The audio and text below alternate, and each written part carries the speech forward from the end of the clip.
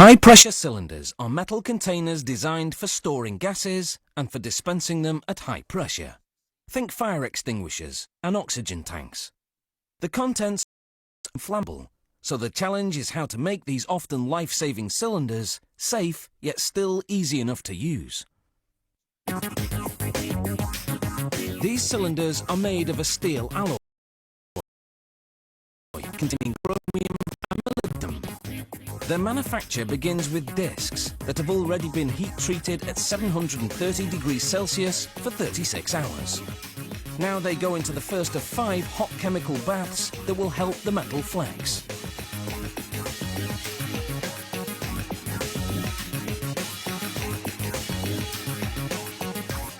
After a quick drying period, each disc moves over a die. This process is known as deep drawing, because a series of machines will gradually draw out the disc to the shape of a cylinder. A mandrel press begins stretching the metal, applying up to 800 tons of force, the weight of 2 fully loaded jumbo jets. Shaping the cylinder from just one piece of metal means it will be seamless, and that is a key safety feature. After the disc comes, steel jaws clamp down on the mandrel and the cylinder slips off. Now another press stretches it even more. This machine applies 250 tons of force to continue forming the walls of the cylinder.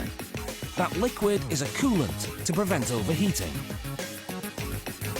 The cylinder goes through as many as 3 presses, each one stretching it another 60%. This press forms the closed bottom end into a concave shape that reinforces the base.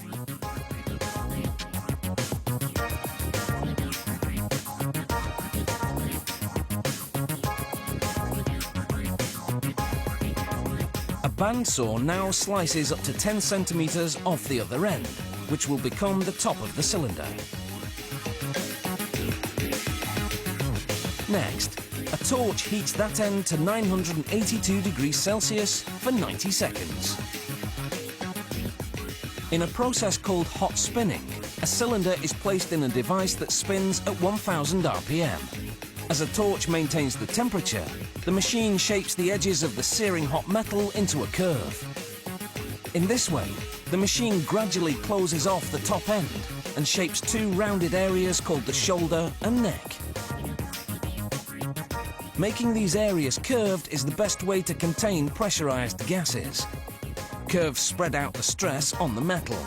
A sharp corner would focus the stress in one spot. The only exit for gases will be through a valve at the top.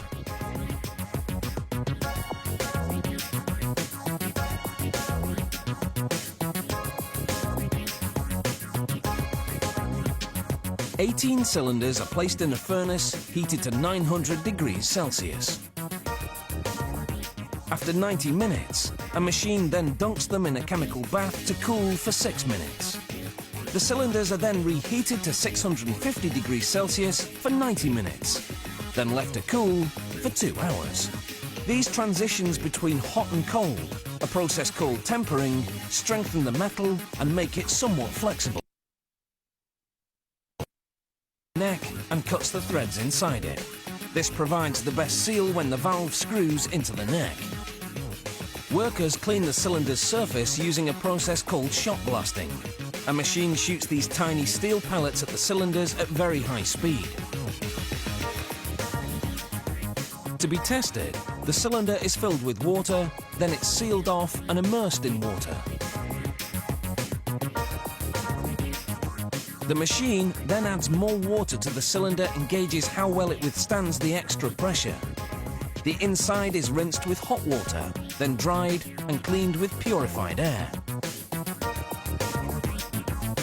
Next, a hydraulic press indents the shoulder of the cylinder with legally required markings, such as the manufacturing date and the serial number.